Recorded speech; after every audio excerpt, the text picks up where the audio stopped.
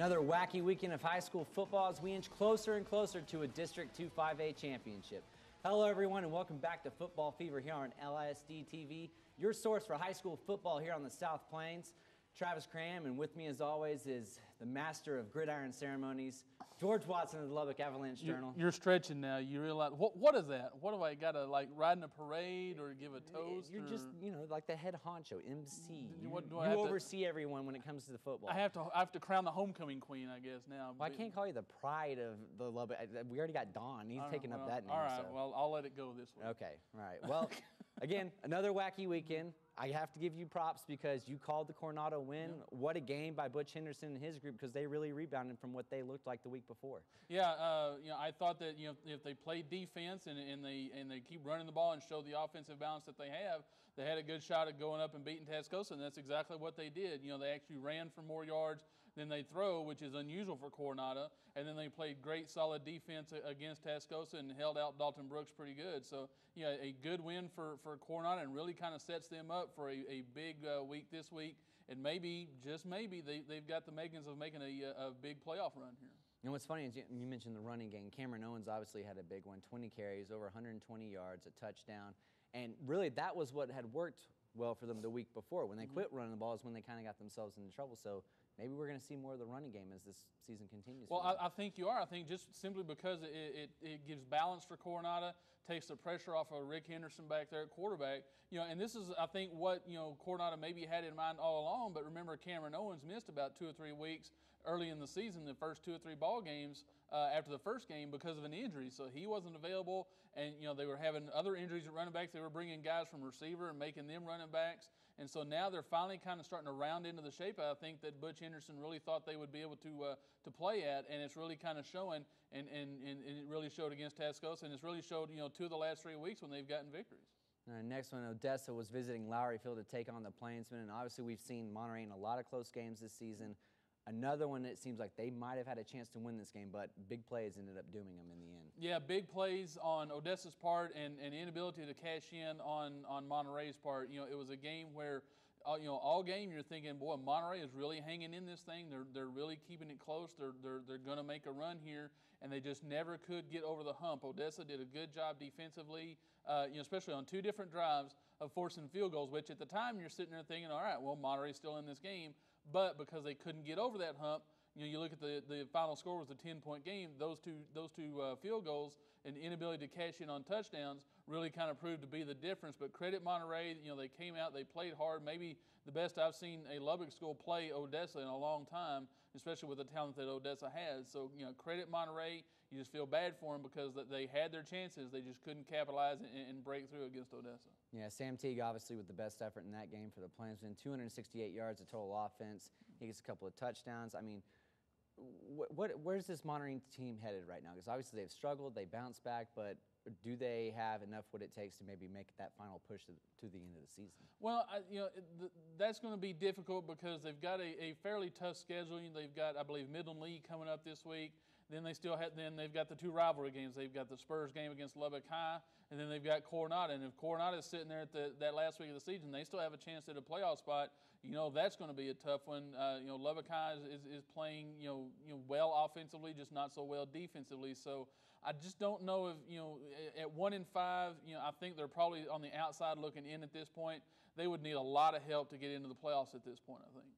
All right, in the next game, Permian taking on Lubbock High, and maybe Garen Gaines finally has that mojo going because they're rolling right now. Yeah, we'll see when they come in this week to face Coronado. But yeah, Permian has had 2 good games this past week. You know, Nathan Slaughter had 125 yards, you know, catching the ball and a touchdown, but they just weren't able to build on anything, and especially defensively weren't able to hold the Panthers out. You know, I was questioning what was going on with Permian, you know, 2 or 3 weeks ago. They weren't playing very good ball. They were getting beat by some teams, and they were having some low-scoring games by some teams they really kind of should have been blown away. But, you know, credit to, you know, what they've done the last 2 weeks. They come off the emotional win over Midland Lee, the big rivalry game, and they take care of business against Lubbock High. So, yeah, it'll be interesting to see which kind of Permian team comes into Lubbock this week. All right, and the rest of the scores around 2-5A. Midland Lee 42-7 over San Angelo Central. Amarillo with a 3-point win over Midland. They win 23-20. So you look at the standings now. Odessa and Amarillo still sitting on top. Then you have a 3-way tie with Midland, Midland Lee and Permian. Obviously now that Permian-Coronado game becomes a big game for both teams. One trying to make that little push, Permian trying to see if they can get ahead of everyone else in the district. Yeah, it becomes a very big game. Coronado, really needs this victory to keep its playoff chances alive. A loss, with 2 weeks left in the season is really going to knock them out, I think. And like you said, Permian sitting there at 4-2, they can make a big push up into that top 4 spot. They're sitting there tied with Midland and Midland Lee, so it's a big game for both teams. You got Tascosa sitting there at 3-3.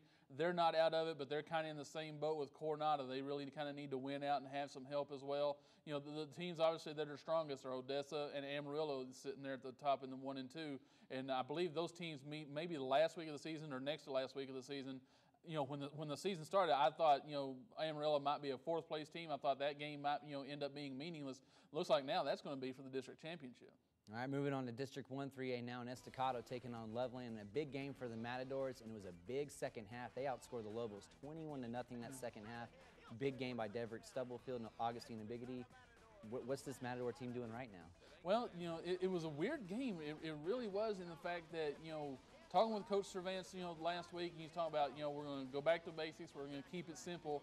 Well, they come out and, you don't have Alton White. He's not suited up. Augustine Biggity is sitting on the bench. Found out afterwards they were both sitting, out because of disciplinary reasons. Hopefully that won't be a lingering thing for them. But then you have a kid like Brent Mann, a junior, that comes in, rushes for about 130 yards and a touchdown. Deverick Stubblefield with a good game. But, they talk about keeping it simple. Well, then all of a sudden they bust out the Wildcat.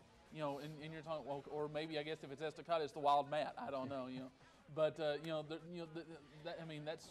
that's not simple to me. That I guess they're trying different formations, yeah, but I guess they're just kind of keeping it simple in what they're doing out of it. But a game where Estacado had 5 different guys lined up at quarterback throughout the game because of the Wildcat, because of running people in and out, because of the lead late and things like that. But overall, a good game for Estacado. The thing was, it was a weird game in the first quarter, but once it's kind of like what Cervantz said. Once they quit making mistakes, once they found a rhythm, they got things going, really ran the ball well, and were just too much for Levelland out there. All right, sticking with the same district, Cooper taking on Perryton, and a 21-20 win for Cooper. That's their second out of their last 3. A big win for the Pirates in that one. Yeah, a big win, and to overcome some of the mistakes. Talking with Coach Wyndham out of Cooper yesterday, they had a couple of fumbles. They racked up a lot of yards on Perryton. They really played a very good game offensively and defensively. They just had a couple of turnovers, and then late they're sitting there trying to run out the clock. They're going to try a quick kick. Nobody's back for Perryton. They're going to try to rush and block it because they've blocked one already. So they're going to try a quick kick, snap the ball over Tay Richardson's head. He falls on it on the 12. There's about 18 seconds left. Time for a couple plays. Perryton gets the ball, scores, and it's 21-20. And then Neil Hugg does something, actually kind of unusual. You're supposed to play for the tie at home and play for the win at the road. Well, he went for the win at home. And Tyler Collard knocked the ball down in the end zone, preserved the win for Cooper. A big momentum lift, kind of like what they did last year against Estacado when they had that big defensive stand, got the interception late, preserved that win. Maybe this can do the same thing for them this week.